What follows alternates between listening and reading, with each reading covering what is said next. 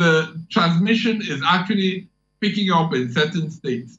And what we're trying to do, working with the Governors Forum and across the sector, is seeing what extra measures we can put in place over the next few days, or which we can propose to the leadership of the country to put in place over the next few days that will mitigate the spread of this infection. Now, we live in some cities in Nigeria that are so densely populated.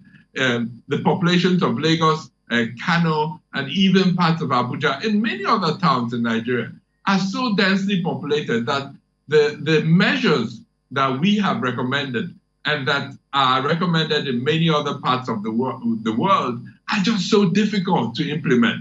So when you talk about physical distancing in a home where you have many people that have to sleep in the same room, it becomes almost impossible to do this physical distancing efficiently.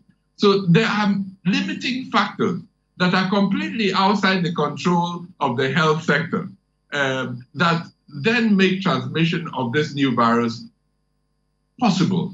So at the moment, from what we know, we will not be able to radically stop transmission in a day or two or even a few weeks. But what we're trying to do is really stretch out that curve so that the health system can cope with the number of cases coming in.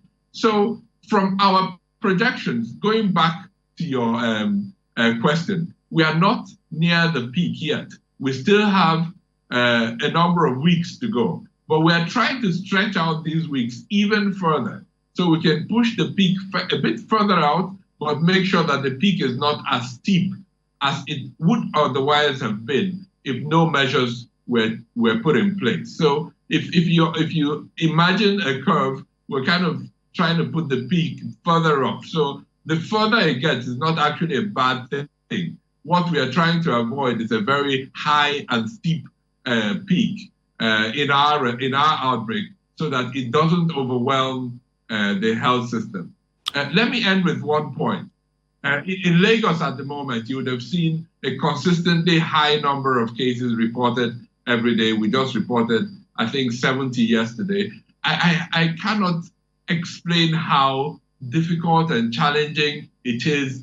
You wake up every morning and you suddenly have to evacuate 70 people into the treatment centers in Lagos, and expecting that the next day you probably have to do the same. So really, this is a shout out to all our colleagues in Lagos, the commissioner and his team, for the incredibly hard work they're doing right now, and encouraging other states to please learn from Lagos, prepare for the worst, and hope for the best. But we will be with you.